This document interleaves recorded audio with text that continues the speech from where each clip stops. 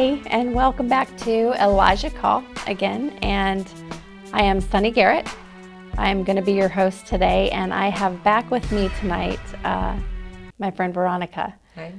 We talked a little bit about your story last time you were on, and what God brought you through personally in your own personal life. And the story continues through your son and through the struggles and the things that God has done through your son's life. Yes. And we're going to talk about that a little bit today. And addiction and is something that we address, and it's kind of a hard topic sometimes, Yes. especially when it has to do with somebody that you love. And we're going to address that topic today. Tell us about your son, Joseph. Who was he? Joseph was 28 years old. He was a single father of 4. He had 3 children, and he was married, and his wife had left him when the youngest was about 6 months old. Mm-hmm. And he continued to care for 3 of the children, and he had met someone, and they had a son together. But he raised the boys all by himself. Wow. And great dad. He didn't have a high education. Right. Joseph had a lot of social anxiety issues and some depression, Mm-hmm. like I had over the years.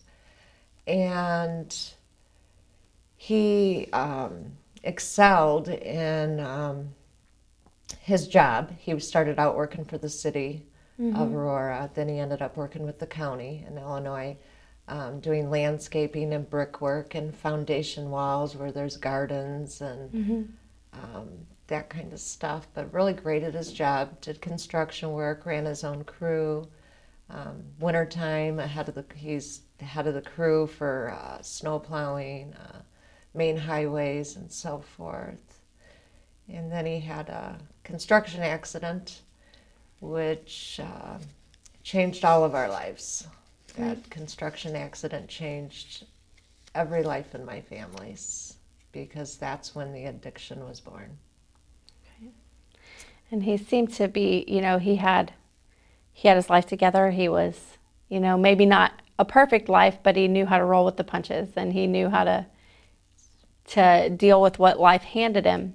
And then you said that accident, it changed your life. What happened when he was in that accident? He had injured his back, Mm-hmm. and for years they continued giving him pain pills, opiates, and instead of doing surgery, they kept treating the symptoms with medication versus let's do the surgery, let's fix the problem, let's not just treat the symptom of the Right. problem, the pain.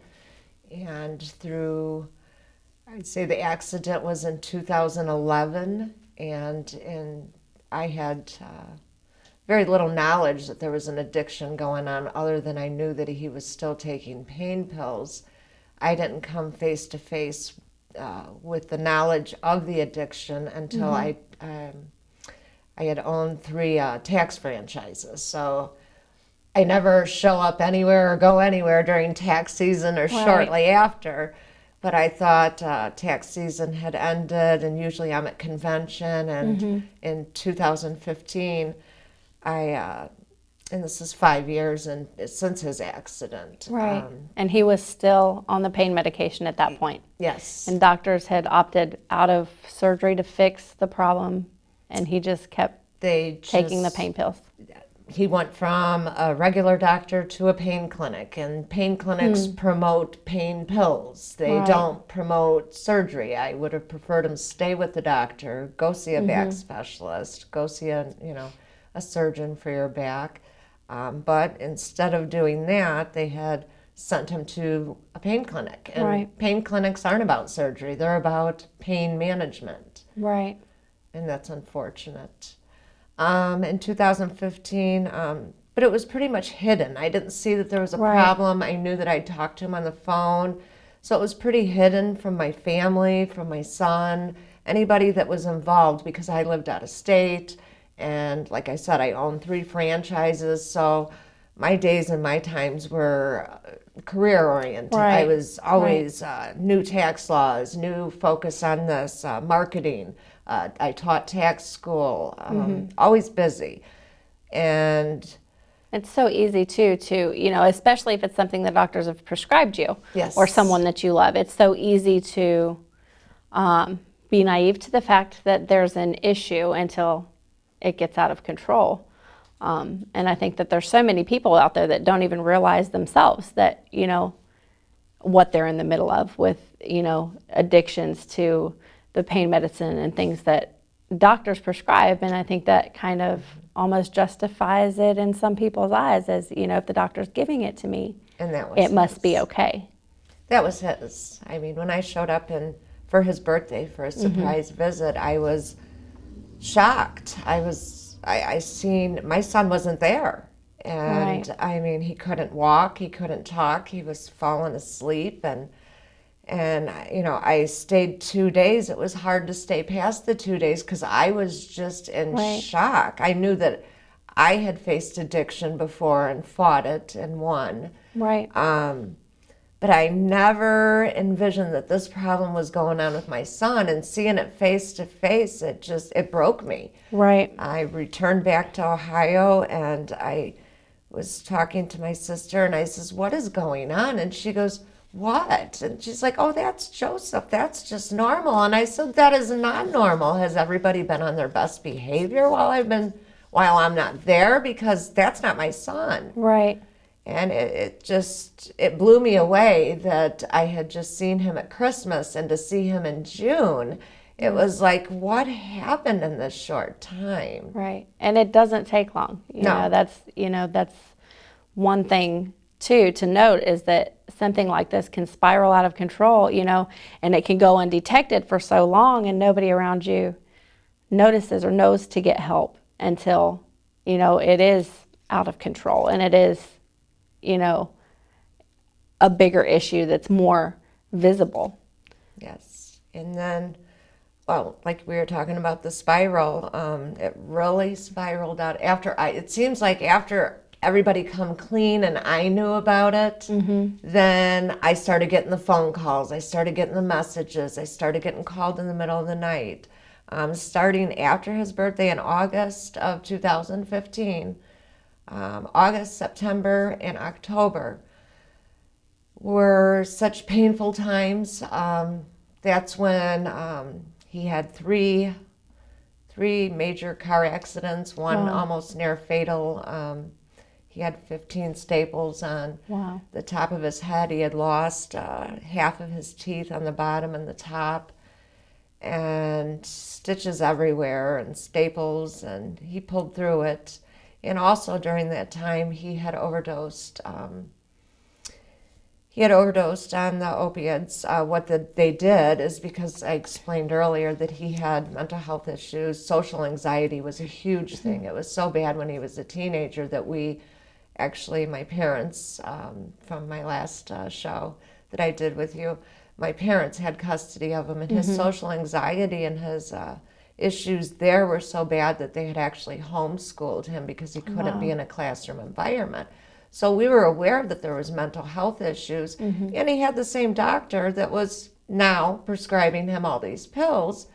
Well, then he's on the Norco 10s, and I mean, it's not like he was taking one or two a day. It was one every 4 hours. Wow. Well, then he started to develop more anxiety, and to me, it was, okay, look at the side effects of the opiate. Right. So now they had prescribed him Xanax, which is a benzoid. And the combination together alone can kill you.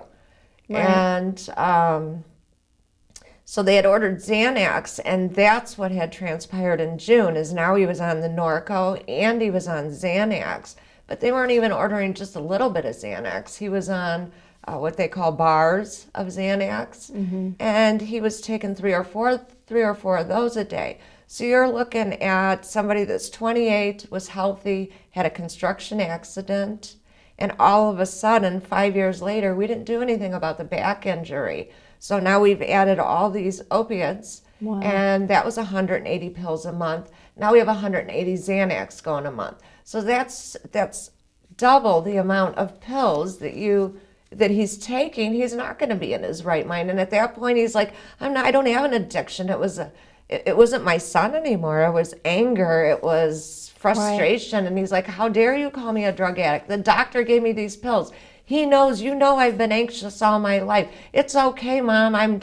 This is my addiction. I'm not an addicted person.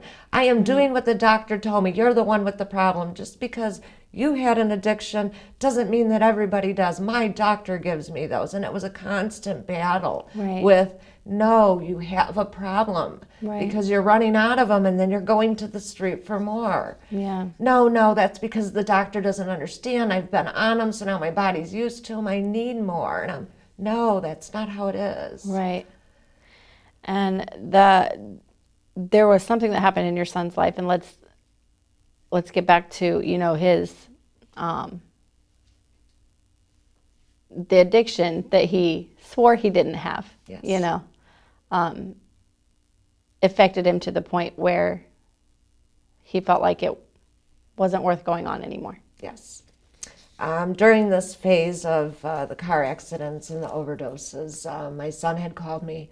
I had just gotten back from Illinois. It's about a 6-hour drive if you're taking your time. So I had just pulled in the driveway. I think we were home a couple hours, and no sooner than I get my pajamas on, get ready for bed, I get the call from my son. Mm-hmm. We're talking on the phone. He's emotional, and he says, I have brand new prescriptions, and I'm going to take every single pill in these bottles, and you have that much time to get here, and if I'm dead by the time you get here, you didn't love me.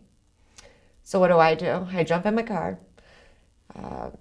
Didn't take any suitcases, anything, just jumped in the car. Just jumped in, got to get to my son. I don't know how, praise God, I didn't get a ticket. And I got there safe because I made it in under 5 hours. Oh, wow. And during that time of driving there, the phone was constant ringing. My dad was calling. I have to call the police. Joseph's out there fighting with the ex-wife that's trying to come over, and she was his drug buddy. So that was a lot that was going on there. Even though she left the kids, she would continue to come around because they were drug buddies. They couldn't be husband and wife, but they were buddies. Okay. And so I had gotten there, and when I arrived, like I said, there was phone calls all day long. My mom called. She was tearful. I had her go to the church. She's in the parking lot of the church. She's waiting for the kids to get out of school, and I'm almost there, and then you hit Chicago traffic, and then the more phone calls come in, and then my son calls, and at this time I'm getting texts, and it's like, what is he even saying? It's just parts of the alphabet with numbers. Have no clue. Well, my ex-husband and I pulled up, and when we pulled up in the driveway, the rage that come from my son, I've never experienced or seen it. And he's like, what are you doing here? I says, you called, you told me to come. Joseph, you need help. And I'm looking into my son's eyes, and he's like, no, you need help. I'm not an addict. The doctor gives me mine. You bought yours off the street, and we start this, and I wasn't going to debate it. And next thing you know, I could see you could see the overdose taking place right in front of my eyes. But I could see where I could talk to my son, and I could reach. It's like I could reach in and get him a little, and then as soon as I did, something just pulled him right back. Right. And he went willingly in the ambulance, went to the hospital.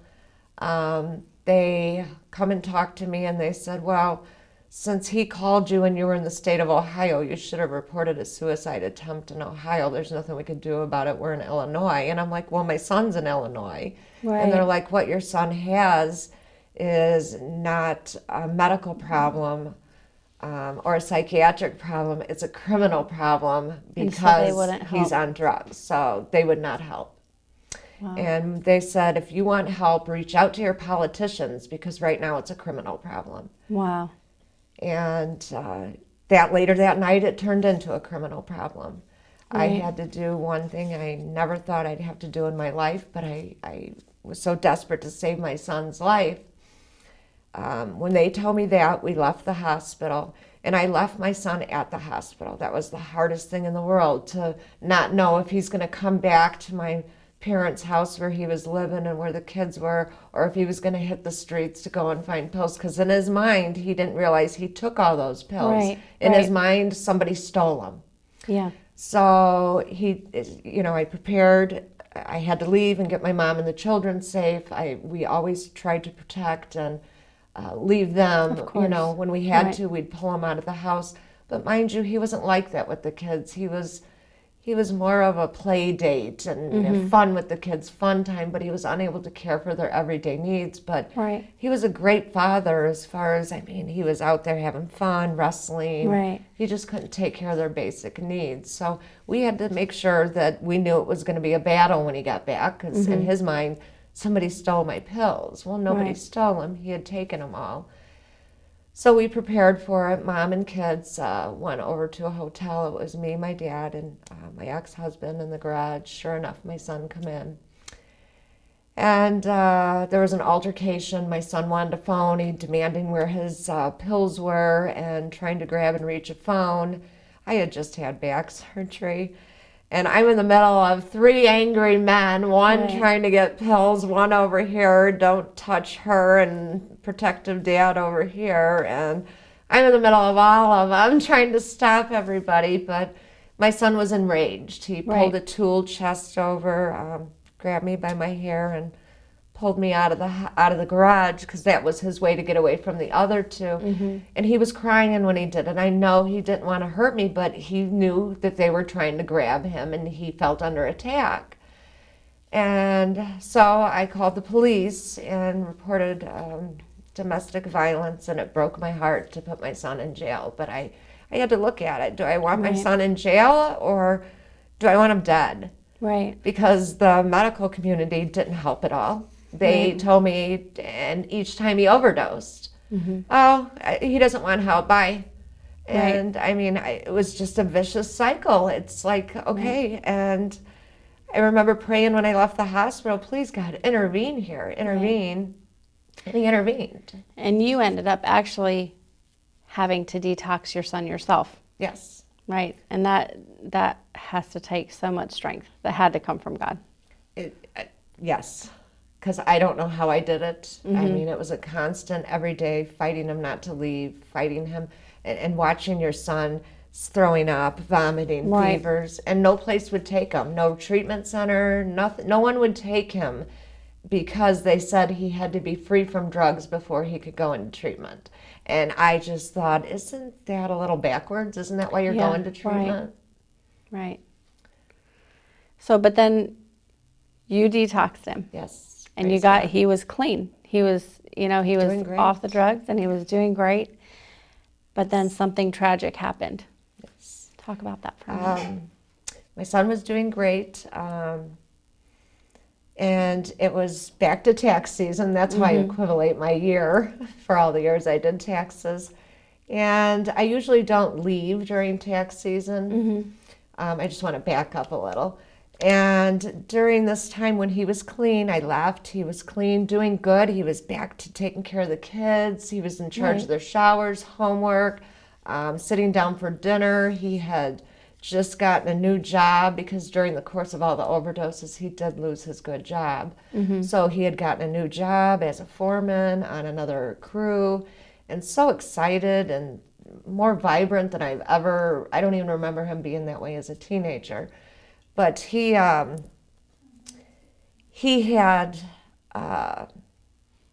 gotten through that, and I was led for some reason a week before the tragedy. I was pulled to go to Illinois, and everybody's, what are you coming in the middle of tax season? And I was like, Right. I don't know. I've been praying, and I want to go and see. I want to come. And so I went and seen my son, and he was a different person altogether. We went Right. to dinner, went to the movies. Everything was great. And I returned back. I remember pausing in the driveway thinking, praise God. Right. And I went back to work, and then got a phone call a week later. My son had found out through not the proper places that he should have, that someone close to him had relapsed and died of Wow. fentanyl overdose.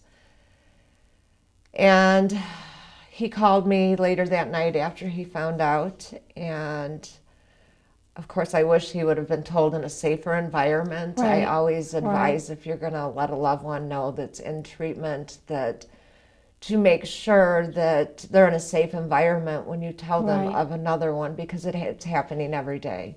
Right. But he found out, and how he found out wasn't a good way. And he called me right away, and it was about 10:30 at night. And he's like, Mom, please don't be disappointed. Please don't be disappointed. And I says, why would I be disappointed? Well, I did something. I really messed up. And I says, well, how'd you mess up? And he says, I went and bought 2 pills. And I said, okay, just 2. And he says, yeah, only 2, Mom. And then an hour later, I was trying to make myself throw up. And it's not working, Mom. I still feel it. Maybe it's because I haven't had it in a while. He says, Right. so I just want to talk to you, Mom. Are you sure you don't hate me? You're not disappointed, Mom? I know I'm a failure. You know, Derek died. He died, Mom. And I can't handle this. And I said, son, stand up. And he says, oh, no, not one of your crazy little games. And I said, yeah, stand up. And he says, all right, Mom, I'm standing up in my room, looking in the mirror closet, and I'm looking like an idiot, so I'm standing up. What do you want me to do? I said, brush yourself off. He says, why? I said, brush yourself off because God forgives you. I forgive you. Right. Grandma forgives you. Everybody forgives you. Nobody's perfect. Right. And he says, can I sit down now? I said, yeah. He goes, oh, Mom, some of the things you do. I says, well, you know, in my life, Joseph, I've made a lot of mistakes. And you've forgiven me, and Grandma and Grandpa's forgiven me, and God has forgiven me. I said, Joseph, there's nothing you can't do where true love doesn't bring you back to forgiveness. Right. I said, I'll always forgive you. I'll always love you, and so will God. He says, Mom, I'm getting so tired. Can we just pray so I can go to bed? Because we had a routine. Right. Call in the morning, call in the afternoon, and every night we ended it with prayer. And that night we were able to pray together. And I praise God that I had that moment to pray with him, because in the next day following, I had received the phone call that my son didn't wake up. And that night when I hung up with him, I fell asleep. I usually sleep in my room, and I have the Bible. And that night I slept on the couch. And I just curled up with my pillow, and I had my Bible there, and I was going to open it and pray. And I said, no, I need to pray tonight. I just felt the strong urgency that I just needed to pray. And I was praying that God give me strength to pray when I'm about to pray. And my prayer was that I see and feel the hurt and the struggle within my son, Right. and I don't see a cure. I see things getting worse, Lord, and if it's going to get worse, let your will be done. And give my son peace. If that means you have to take my son from me, your will be done. And I knew I was going to get that call. I went to bed praying for strength, because I knew God had told me, you're going to get that call. I'm going to give him peace. And when I got up, went to work as usual. I went on about my day, and I was just very vigilant all day. And I got the call. I got a few calls. I got one from my mom, and she had said, something's not right. And I'm like, well, go back home. And she goes, why? I wanted to get the kids out of the house. I'm like, go back home now. And when she had gotten back home, she had forgotten to hang up the phone. So I heard them run in. I heard them scream his name. His stepdad had actually been there. And I heard him screaming my son's name. I heard them trying to revive him. I heard the ambulance come in. I was able to get to the hospital and be with my son instead of trying to drive there. There was an opening on a flight. I lived 20 minutes from the airport. I was able to be at O'Hare within an hour and a half, and at the hospital within 2.5 hours. Wow. To be with my son.